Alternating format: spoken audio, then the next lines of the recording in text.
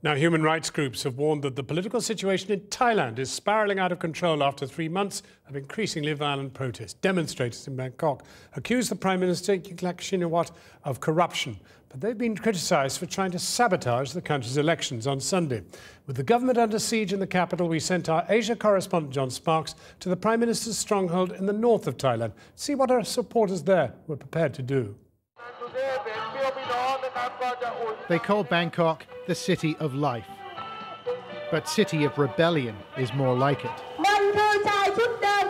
For the past 3 months, militant middle and upper class residents have been marching and cheering and clogging up the streets, calling for the removal of Thailand's Prime Minister Yingluck Shinawatra. Roads have been seized, government ministries shut, and the city police, well, they're nowhere to be seen. An anti-government leader has been gunned down in broad daylight,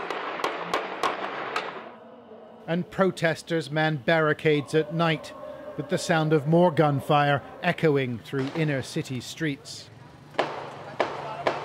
In response, the Prime Minister has done little. She seems increasingly isolated, unsure of whether the country's all-powerful military backs her. I think you have to ask for the army. She's not just struggling with Bangkok's middle class, however.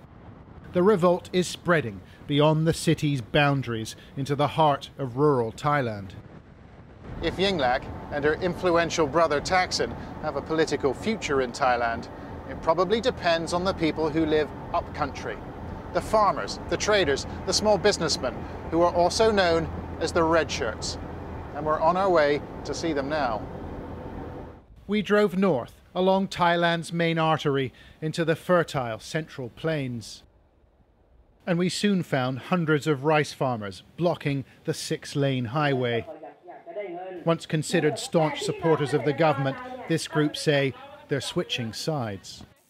If you want to arrest us, well, come on, it's our money. Yingluck's government promised high prices for rice, but these farmers say they haven't received a penny in 9 months. We've started to realise we've been duped. We'll vote for parties that are more honest in the future. It's one of hundreds of roadblocks that's popped up in the north, and the police showed no interest in stopping it. Isn't the result a sort of lawlessness? We have the law, but just look at Bangkok. Community leaders told us the situation was so desperate that some farmers had taken their own lives. And in nearby Pitchit, we met a mother and daughter grieving the death of the family's breadwinner. We've had 3 harvests but received no money. It's like throwing the rice away, and it made him so anxious. But he wouldn't talk. 3 weeks ago, Mr. Jan Deng went to work, but he didn't return. They found him in the fields, the source of so much grief. Do you think that the government's rice scheme played a significant role in his death? Yes, it did. We had so much debt, and he was stressed. We couldn't harvest because we couldn't buy the fertilizer we needed. Further north, on the Asian highway, the government still has friends in the city of Chiang Mai. Around town, posters of Yingluck and her brother Thaksin, a former prime minister, haven't been defaced. Residents grateful for government programs like cheap healthcare and student loans. What's more, they regard the current leader as one of their own.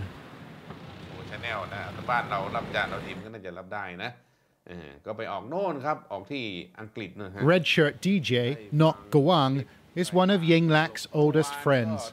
They went to school together in Chiang Mai. She never wanted to be Prime Minister, you know. I used to tell her that she should follow Thaksin into politics, but she told me she wasn't interested. Talk to my sister, she said. But she's the Prime Minister now, and Mr. Gawang told me that people in the north are prepared to fight to keep her. When you say fight, what do you mean? When the time comes, there could be bloodshed and a lot of lives lost. But we are willing to make that sacrifice. With violence and ill-feeling growing, the gap between both sides seems unbridgeable. As we left Chiang Mai, we found a group calling for this weekend's election to go ahead, despite the attempt of protesters in the south to sabotage it. Oh my goodness, I don't know what's wrong with those people. They go crazy.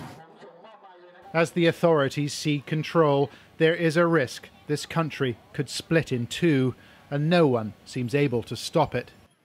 John Sparks, Channel 4 News, Chiang Mai.